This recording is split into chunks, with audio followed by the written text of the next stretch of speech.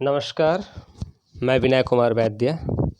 हमारा आज का विषय है न्याय दर्शन के आलोक में शब्द प्रमाण। विश्वस्त व्यक्ति के कथनानुसार प्राप्त ज्ञान को शब्द कहते हैं, यानी वह शब्द जो किसी प्रसिद्ध व्यक्ति, विश्वस्त व्यक्ति, ज्ञानी व्यक्ति के द्वारा कहा जाए तो उसे शब्द कहा जाता है। कोई व्यक्ति विश्वस्त तभी कहा जा सकता है जब उसका ज्ञान यथार्थ हो। विश्वस्त व्यक्ति को आप्त पुरुष कहा जाता है, ज्ञानी पुरुष कहा जाता है। अब एक प्रश्न आया कि आप्त किसे कहते हैं? तो जो यथार्थ बोलता है, जो सत्य बोलता है, उसे आप्त कहते हैं। आप्तस्तु यथार्थ वक्ता। आप्त पुरुष कहलाने के लिए आवश्यक है कि अपने ज्ञान का व्यवहार दूसरे की भलाई के लिए किया जाए। जो अपने ज्ञान का व्यवहार दूसरे की भलाई के लिए करता है उसे ही आप्त पुरुष कहा जा सकता है।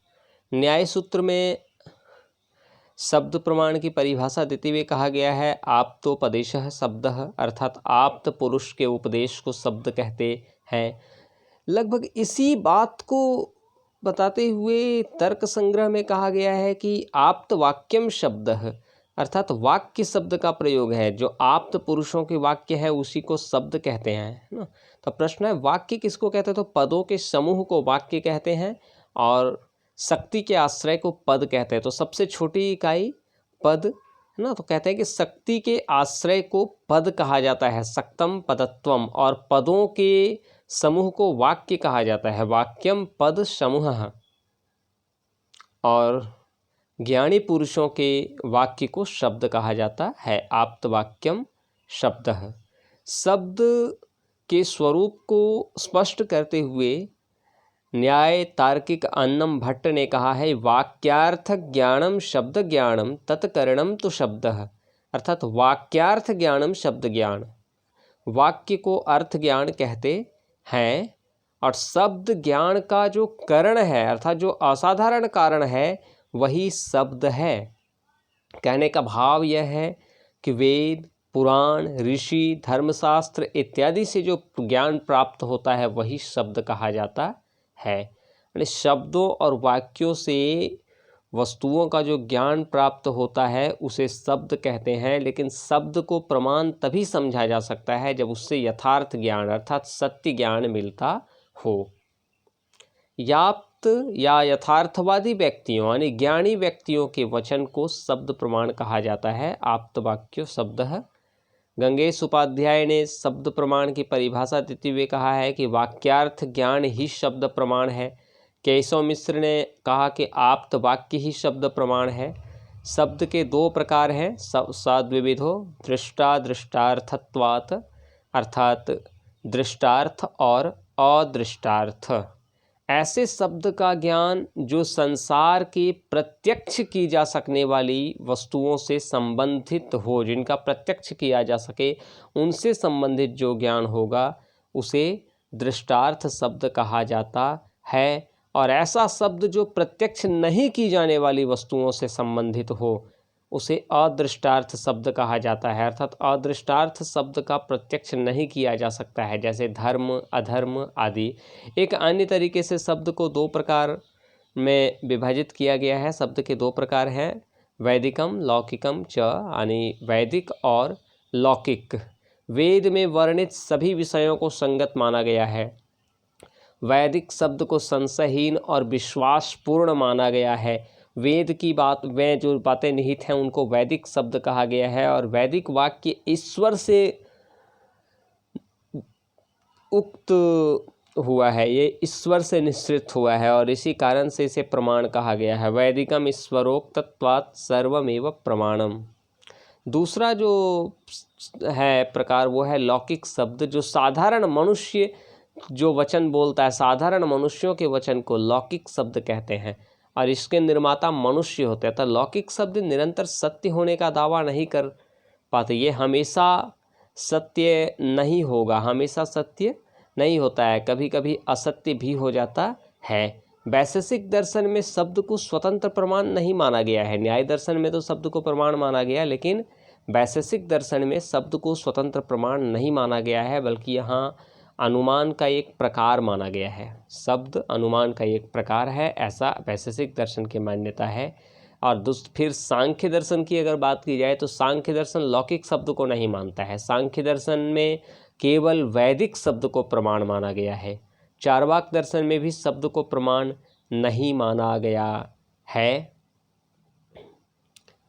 अब इसमें एक बात आई कि शब्द जो वाक्य है, जो आप्त वाक्य शब्द आप्त पुरुषों के वाक्यों को शब्द कहा गया, तो इसमें वाक्य की विवेचना की गई है। तो न्याय दर्शन में ये बताया गया है कि अर्थपूर्ण शब्द के संयोग से ही वाक्य बनता है और किसी भी वाक्य के सार्थक होने के लिए 4 शर्तें आवश्यक हैं। उसकी 4 शर्तें हैं आकांक्षा, योग्यता, सन्निधि और तात्पर्य। हालांकि तर्क संग्रह में प्रथम 3 शर्तों की ही चर्चा की गई है, आकांक्षा, योग्यता और सन्निधि। वहाँ तात्पर्य की चर्चा नहीं की गई है। आकांक्षा, योग्यता, सन्निधिश्च वाक्यार्थ ज्ञाने हेतु। लेकिन बात स्पष्ट है कि यहाँ जो च शब्द जोड़ा गया है उससे ये बता दिया गया है कि कुछ और भी है, अर्थात वह तात्पर्य की ओर संकेत कर सकता है। यानी आकांक्षा, योग्यता और सन्निधि के बाद में च शब्द का प्रयोग किया गया है, जो ये बताता है कि इन तीनों के अतिरिक्त कुछ और भी शर्तें हैं। यही तात्पर्य की ओर संकेत करता हुआ प्रतीत होता है। आकांक्षा क्या है? कहता है ना कि शब्द किसी भी संपूर्ण वाक्य का अंश मात्र होता है। पदस्य पदांतर व्यतिरेक प्रयुक्तान्वयानो ननुभावकत्वम आकांक्षा। यानी शब्द किसी भी संपूर्ण वाक्य का अंश मात्र होता है। शब्द वाक्य का एक पार्ट होता है, इसलिए किसी भी एक शब्द से संपूर्ण वाक्य का निर्माण नहीं हो सकता है, उसे अन्य शब्दों की अपेक्षा रहती है। इसे ही आकांक्षा कहते हैं। जो दूसरी शर्त है वो है योग्यता। योग्यता का अर्थ है पारस्परिक विरोध का अभाव, यानी अबाध अर्थ को योग्यता कहते हैं। अर्थाबाधो योग्यता। 2 पद में या 2 शब्द में विरोध नहीं होना चाहिए। अगर विरोध होगा तो वाक्य नहीं हो पाएगा। वाक्य के सार्थक होने के लिए शब्दों को आत्म विरोधी नहीं रहना चाहिए। और जो तीसरा शर्त है वो है सन्निधि। आकांक्षा और योग्यता रहने के बावजूद जब तक लिखित या कथित शब्दों में क्रमशः स्थान अथवा समय की समीपता नहीं रहेगी, तब तक वाक्य का अर्थ नहीं निकल सकता। कहने का भाव यह है कि शब्दों को एक दूसरे के समीप रहना चाहिए, इसे ही सन्निधि कहते हैं।